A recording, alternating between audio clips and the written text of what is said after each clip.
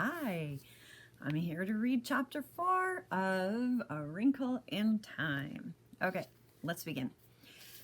The trees were lashed into a violent frenzy. Meg screamed and clutched at Calvin, and Mrs. Witch's authoritative voice called out, "Quiet, child." Did a shadow fall across the moon, or did the moon simply go out, extinguished as abruptly and completely as a candle? There was still the sound of leaves, a terrifying rushing. All light was gone. Darkness was complete. Suddenly the wind was gone and all sound. Meg felt that Calvin was being torn from her. When she reached for him, her fingers touched nothing. She screamed out, "Charles!" And whether it was to help him or... Whoops. Oh no, I lost my page. Hold on a second. Ay, ay, ay. All right, I'm back. Darkness was complete. Suddenly, the wind was gone and all sound. Meg felt that Calvin was being torn from her. When she reached for him, her fingers touched nothing. She screamed out, "Charles!" And whether it was to help him or for him to help her, she did not know.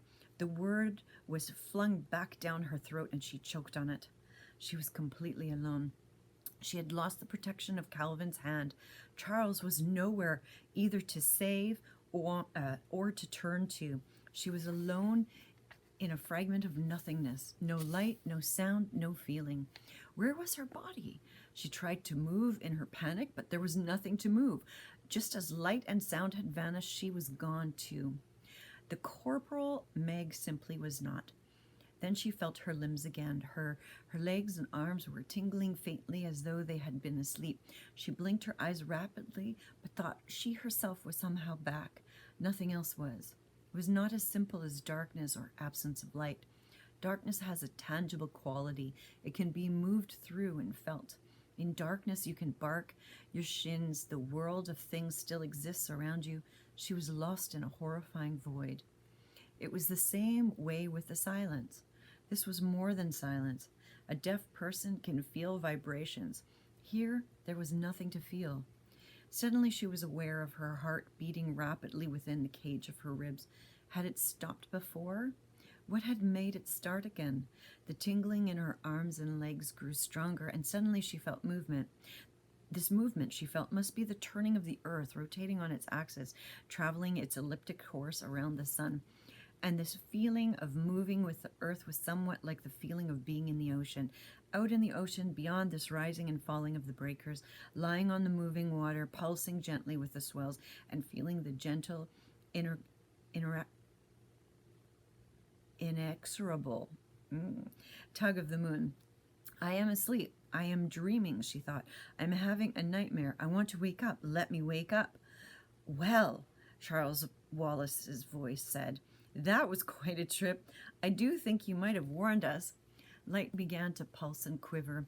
Meg blinked and shoved shakily at her glasses, and there was Charles Wallace standing indignantly in front of her, his hands on her hips. "Meg," he shouted. "Calvin, where are you?" She saw Charles. She heard him, but she could not go to him. She could not shove through the strange, trembling light to meet him. Calvin's voice came as though it was pushing through a cloud. "Well, just give me time, will you? I'm older than you are." Meg gasped. It wasn't that Calvin wasn't there and then that he was. It wasn't that part of him came first and then the rest of him followed, like a hand or then an arm and an eye and then a nose. It was sort of shimmering, a looking at Calvin through water, through smoke, through fire. And then there he was, solid and reassuring. "Meg!" Charles Wallace's voice called. "Meg! Calvin, where's Meg?" "I'm right here," she tried to say, but her voice seemed to be caught at its source. "Meg!" Calvin cried, and he turned around, looking around wildly. "Mrs. Witch, you haven't left Meg behind, have you?" Charles Wallace shouted. "If you've hurt Meg, any of you," Calvin started, but suddenly Meg felt a violent push and a shattering as though she had been thrust through a wall of glass. "Oh, there you are," Charles Wallace said, and rushed over to her and hugged her. "But where am I?" Meg asked breathlessly, relieved to hear that her voice was now coming out of her in more or less a normal way. She looked around rather wildly. They were standing in a sunlit field, and the air above them was moving with the delicious fragrance that comes only on the rarest of spring days when the sun's touch is gentle and the apple blossoms are just beginning to unfold. She pushed her glasses up on her nose to reassure herself that what she was seeing was real. They had left the silver glint of a biting autumn evening, and now around them everything was golden with light. The grasses of the field were a tender new green, and scattered about were tiny multicolored flowers. Meg turned slowly to face a mountain reaching so high into the sky that its peak was lost in a crown of puffy white clouds. From the trees at the base of the mountain came a sudden singing of birds. There was an air of such ineffable peace and joy all around her that her heart's wild thumping slowed. "When shall we three meet again, in thunder, lightning, or in rain?" came Mrs. Who's voice. Suddenly, the three of them were there. Mrs. Whatsit, with her pink stole askew, Mrs. Who, with her spectacles gleaming, and Mrs. Witch, still little more than a shiver. Delicate multicolored butterflies were fluttering about them as though in greeting. Mrs. Whatsit and Mrs. Who began to giggle, and they giggled until it seemed that whatever their private joke was, they would fall down with the wild fun of it. The shimmer seemed to be laughing too. It became vaguely darker and more solid, and then there appeared a figure in a black robe and a black peaked hat, beady eyes, a beaked nose, and long gray hair, one bony claw clutched at a broomstick. "Well, just to keep you girls happy," the strange voice said, and Mrs. Whatsit and Mrs. Who fell into each other's arms in gales of laughter. "If you ladies have had your fun, I think you should tell Calvin and Meg a little more about all this," Charles Wallace said coldly. "You scared Meg half out of her wits, whisking her off this way without any warning." "Finorexent animi raro el perpacia locentis," Mrs. Who intoned. "Horace, to action less to words inclined." "Mrs. Who, I wish you'd stop quoting." Charles Wallace sounded very annoyed. Mrs. Whatsit adjusted her stole, "But she finds it so difficult to verbalize, Charles dear. It helps her if she can quote instead of working out words of her own." "And we mustn't lose our sense of humor," Mrs. Witch said. "The only way to cope with something deadly serious is to try to treat it a little lightly." "But that's going to be hard for Meg," Mrs. Whatsit said. "It's going to be hard for her to realize that we are serious." "What about me?" Calvin asked. "The life of your father isn't at stake," Mrs. Whatsit told him. "What about Charles Wallace, then?" Mrs. Whatsit unoiled door hinge voice was warm with affection and pride. "Charles Wallace knows. Charles Wallace knows that it's far more than just the life of his father. Charles Wallace knew what's at stake. But remember," Mrs. Who said, Euripides, "nothing is hopeless. We must hope for everything." "Where are we now, and how did we get here?" Calvin asked. "Uriel, the third planet of the star Moloch in the spiral nebula Messier 101. This I'm supposed to believe?" Calvin asked indignantly. "As you like," Mrs. Witch said coldly. For some reason, Meg felt that Mrs. Witch, despite her looks and ethereal broomstick, was someone in whom one could put complete trust. It doesn't seem any more peculiar than anything else that's happened. "Well, then, someone just tell me how we got here." Calvin's voice was still angry, and his freckles seemed to stand out on his face. "Even traveling at the speed of light, it would take us years and years to get here." "Oh, we don't travel at the speed of anything," Mrs. Whatsit explained earnestly. "We tesser. Or you might say we wrinkle." "Clear as mud," Calvin said. "Tesser," Meg thought, could that have anything to do with Mother's tesseract? She was about to ask when Mrs. Witch started to speak, and one did not interrupt when Mrs. Witch was speaking. Mrs. Whatsit is young and naive. She keeps thinking she can explain things in words, Mrs. Who said. Qui plus sait, plus c'est. French. You know, the more a man knows, the less he talks. But she has to use words for Meg and Calvin, Charles reminded Mrs. Who. If you brought them along, they have a right to know what's going on. Meg went up to Mrs. Witch. In the intensity of her question, she had forgotten all about the tesseract. Is my father here? Mrs. Witch shook her head. Not here, Meg. Let Mrs. Whatsit explain. She is young, and the language of words is easier for her than it is for Mrs. Who and me. We stopped here, Mrs. Whatsit explained, more or less to catch our breaths and to give you a chance to know what you're up against.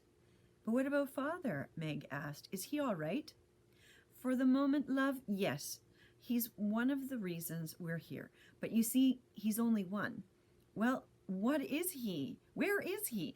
Please take me to him. We can't, not yet, Charles said. You have to be patient, Meg. But I'm not patient, Meg cried passionately. I've never been patient. Mrs. Who's glasses shone at her gently. If you want to help your father, then you must learn patience. Vitam impendere vero, to stake one's life for the truth. That is what we must do. That is what your father is doing, Mrs. Whatsit nodded, her voice like Mrs. Who's, very serious, very solemn. Then she smiled, her radiant smile. Now, why don't you three children wander around and Charles can explain things a little? You're perfectly safe on Uriel. That's why we stopped here to rest. But aren't you coming with us? Meg asked fearfully. There was silence for a moment. Then Mrs. Witch raised her authoritative hand. Show them, she said to Mrs. Whatsit, and at something in her voice, Meg felt prickles of apprehension. Now? Mrs. Whatsit asked, her creaky voice rising to a squeak. Whatever it was, Mrs. Witch wanted them to see, so it was something that made Mrs. Whatsit uncomfortable too. Now, Mrs. Witch said, they may as well know. Should I change? Mrs. Whatsit asked. Better. I hope it won't upset the children too much, Mrs. Whatsit murmured as though to herself. Should I change too? Mrs. Who asked. Oh, but I've had fun in these clothes. But I'll have to admit, Mrs. Whatsit is the best at it. Das Werk lobt den Meister. German. The work proves the craftsman. Shall I transform now too? Mrs. Whatsit shook her head. Not yet. Not here. You may wait. Now, don't be frightened, loves, Mrs. Whatsit said. Her plump little body began to shimmer, to quiver, to shift. The wild colors of her clothes became muted, whitened. The pudding bag shape stretched, lengthened, merged. And suddenly before the children was a creature more beautiful than any Meg had even imagined, and the beauty lay in far more than the outward description. Outwardly, Mrs. Whatsit was surely no longer a Whatsit. She was a marble white body with powerful flanks, something like a horse, but at the same time completely unlike a horse. For from the magnificently modeled back sprang a nobly formed torso, arms, and a head resembling a man's, but a man with a perfection of dignity and virtue, an exaltation of joy such as Meg had never before seen. No, she thought, it's not like a Greek centaur, not in the least. From the shoulders slowly a pair of wings unfolded, wings made of rainbows of light upon water of poetry. Calvin fell to his knees. No, Mrs. Whatsit said, though her voice was not Mrs. Whatsit's voice. Not to me, Calvin, never to me. Stand up. Carry them, Mrs. Witch commanded.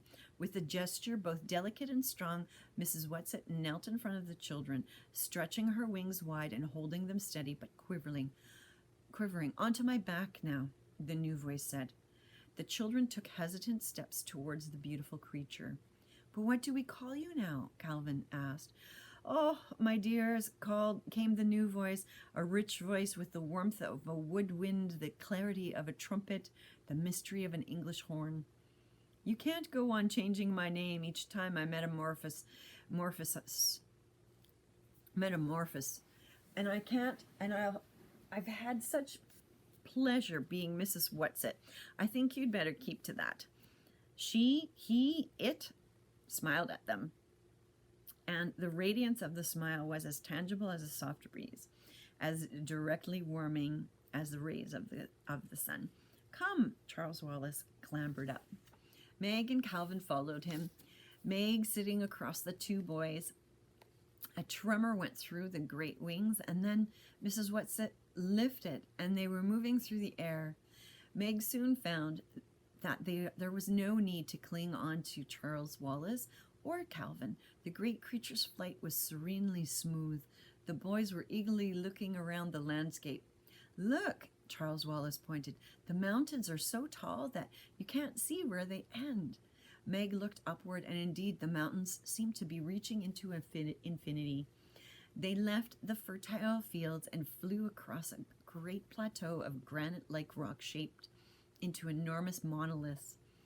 These had a definite rhythmic form, but they were not statues. They were like nothing Meg had ever seen before, and she wondered if they had been made by wind and weather, by the formation of this earth, or if they were a creation of beings like the one on which she rode.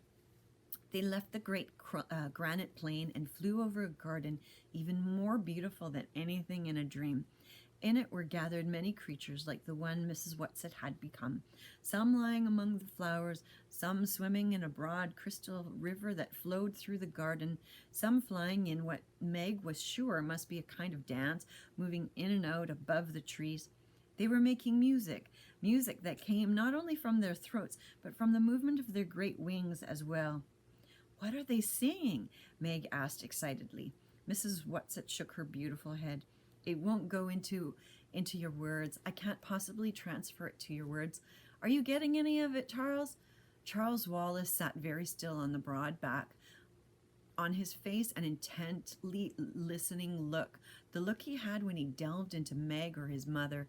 A little, just a very little, but I think I could get more in time. Yes, you could learn it, Charles, but there isn't time. We can only stay here long enough to rest up and make a few preparations. Meg hardly listened to her. I want to know what they're saying. I want to know what it means. Try, Charles, Mrs. Whatsit urged. Try to translate. You can let yourself go now. You don't have to hold back.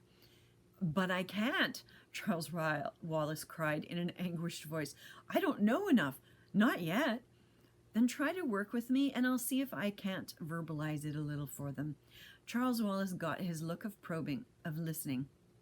I know that look, Meg thought suddenly. Now, I think I know what it means, because I've had it myself sometimes, doing math with Father. When a problem is just about to come clear, Mrs. Whatsit seemed to be listening to Charles' thoughts. Well, yes, that's an idea. I can try. Too bad you don't really know it, so you can give it to me direct, Charles. It's more work this way. Don't be lazy, Charles said. Mrs. Whatsit did not take offense. She explained, oh, it's my favorite kind of work, Charles. That's why they chose me to go along, even though I'm so much younger. It's my one true talent, my one real talent. But it takes a tremendous amount of energy, and we're going to need every ounce of energy for what's ahead of us. But I'll try. For Calvin and Meg, I'll try. She was silent. The great wings almost stopped moving. Only a delicate stirring seemed to keep them aloft. Listen, then, Mrs. Whatsit said. The resonant voice rose, and the words seemed to be all around them, so that Meg felt that she could almost reach out and touch them. Sing unto the Lord a new song, and his praise from the end of the earth, ye that go down to the sea and all that is therein, the isle, the inhabitants thereof. Let the wilderness and the cities thereof lift their voice. Let the inhabitants of the rocks sing. Let them shout from the top of the mountains. Let them give glory unto the Lord. Throughout her entire body, Meg felt a pulse of joy such as she had never known before. Calvin's hand reached out. He did not clasp her hand in his. He moved his fingers so that they were barely touching hers. But joy flowed through them, back and forth between them, around them, and about them, and inside them. When Mrs. Whatsit sighed, it seemed completely incomprehensible that through this bliss could come the faintest whisper of doubt. "We must go now, children." Mrs. Whatsit's voice was deep with sadness, and Meg could not understand. Raising her head, Mrs. Whatsit gave a call that seemed to be a command, and one of the creatures flying above the trees nearest them raised its head to listen and then flew off and picked 3 flowers from a tree growing near the river and brought them over. "Each of you take one," Mrs. Whatsit said. "I'll tell you how to use them later." As Meg took her flowers, she realized that it was not a single blossom, but hundreds of tiny flowerets forming a kind of hollow bell. "Where are we going?" Calvin asked. "Up." The wings moved steadily, swiftly. The garden was left behind, the stretch of granite, the mighty shapes, and then Mrs. Whatsit was flying upward, climbing steadily, up, up. Below, the trees of the mountain dwindled, became sparse, were replaced by bushes, and then small, dry grasses, and then vegetation ceased entirely, and there was only rocks, points, and peaks of rock, sharp and dangerous. "Hold on tight," Mrs. Whatsit said. "Don't slip." Meg felt Calvin's arm circle her waist in a secure hold. Still, they moved upward. Now they were in clouds. They could see nothing but drifting whiteness, and the moisture clung to them and condensed in icy droplets. As Meg shivered, Calvin's grip tightened. In front of her, Charles Wallace sat quietly. Once he turned, just long enough to give her a swift glance of tenderness and concern. But Meg felt as every moment passed that he was growing further and further away, that he was becoming less and less her adored baby brother and more one with whatever kind of being Mrs. Whatsit, Mrs. Who, and Mrs. Which in actuality were. Abruptly, they burst out of the clouds into a shaft of light. Below them, there were still rocks above them. The rocks continued to reach up into the sky, but now, though it seemed miles upward, Meg could see where the mountain at least came to an end. Mrs. Whatsit continued to climb, her wings straining a little. Meg felt her heart racing. Cold sweat began to gather on her face, and her lips felt as though they were turning blue. She began to gasp. "All right, children, use your flowers now," Mrs. Whatsit said. "The atmosphere will continue to get thinner from now on. Hold the flowers up to your face and breathe through them, and they will give you enough oxygen. It won't be as much as you're used to, but it will be enough." Meg had almost forgotten the flowers and was grateful to realize that she was still clasping them, that she hadn't let them fall from her fingers. She pressed her face into the blossoms and breathed deeply. Calvin still held her with one arm, but he too held the flower to his face. Charles Wallace moved the hand with the flower slowly, almost as though he were in a dream. Mrs. Whatsit's wings strained against the thinness of the atmosphere. The summit was only a little way above them, and then they were there. Mrs. Whatsit came to rest on a small plateau of smooth, silvery rock. There, ahead of them, was a great white disk, one of Uriel's moons. Excuse me, Mrs. Whatsit told them, her mighty voice faintly breathless. "Oh, it's beautiful," Meg cried. "It's beautiful." The silver light from the enormous moon poured over them, blending with the golden quality of the day, flowing over the children, over Mrs. Whatsit, over the mountain peak. "Now we will turn around," Mrs. Whatsit said. And at the quality of her voice, Meg was afraid again. But when they turned, she saw nothing. Ahead of them was the thin, clear blue sky. Below them, the rocks thrusting out of the shifting sea of white clouds. "Now we will wait," Mrs. Whatsit said, "for sunset and moonset." Almost as she spoke, the light began to deepen, to darken. "I want to watch the moon set," Charles Wallace said. "No, child, do not turn around, any of you. Face out toward the dark. What I have to show you will be more visible then. Look ahead, straight ahead, as far as you can possibly look." Meg's eyes ached from the strain of looking and seeing nothing. Then, above the clouds which encircled the mountain, she seemed to see a shadow, a faint thing of darkness so far off that she was scarcely sure she was really seeing it. Charles Wallace said, "What's that?" "That sort of shadow out there." Calvin gestured. "What is it?" "I don't like it." "Watch," Mrs. Whatsit commanded. It was a shadow, nothing but a shadow. It was not even as tangible as a cloud. Was it cast by something, or was it a thing in itself?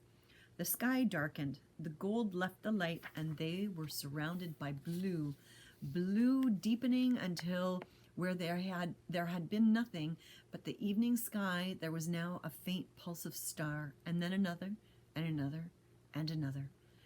There were more stars than Meg had ever seen before. "The atmosphere is so thin here," Mrs. Whatsit said, as though in answer to her unasked question, "that it does not obscure your vision as it would at home. Now look straight ahead." Meg looked. The dark shadow was still there. It had not lessened or dispersed with the coming of night, and where the shadow was, the stars were not visible.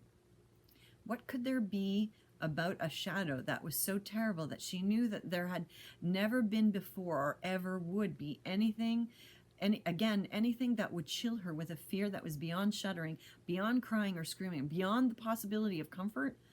Meg's hand holding the blossom slowly dropped, and it seemed as though a knife gashed through her lungs. She gasped that there was no air for her to breathe.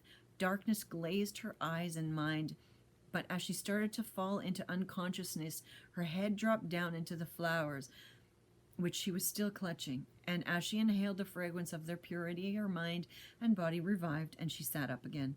The shadow was still there, dark and dreadful. Calvin held her hand strongly in his, but she felt neither strength nor reassurance in his touch. Beside her, a tremor went through Charles Wallace, but he sat very still. He shouldn't be seeing this, Meg thought. This is too much for so little a boy, no matter how different and extraordinary a little boy. Calvin turned, rejecting the dark thing that blotted out the light of the stars. "Make it go away, Mrs. Whatsit," he whispered. "Make it go away. It's evil." Slowly, the great creature turned around so that the shadow was behind them, so that they saw only the stars unobscured, the soft throb of starlight on the mountain, the descending circle of the great moon swiftly slipping over the horizon. Then, without a word from Mrs. Whatsit, they were traveling downward, down, down. When they reached the corona of clouds, Mrs. Whatsit said, "You will breathe without the flowers now, my children." Silence again. Not a word. It was as though the shadow had somehow reached out with its dark power and touched them so that they were incapable of speech.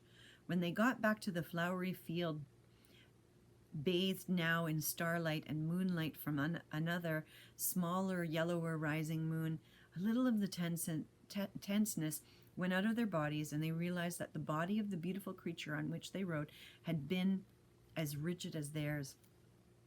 With a graceful gesture, it dropped to the ground and folded its great wings. Charles Wallace was the first to slide off. "Mrs. Who? Mrs. Which?" he called, and there was an immediate quivering in the air. Mrs. Who's familiar glasses gleamed at them. Mrs. Which appeared too, but as she had told the children, it was difficult for her to materialize completely, and though there was the robe and peaked hat, Meg could look through them to mountains and stars. She slid off Mrs. Whatsit's back and walked rather unsteadily after the long ride over to Mrs. Which. "That dark thing we saw," she said. "Is that what my father is fighting?" And that concludes the end of chapter 4. Tune in for chapter 5. Thanks for listening. Bye-bye.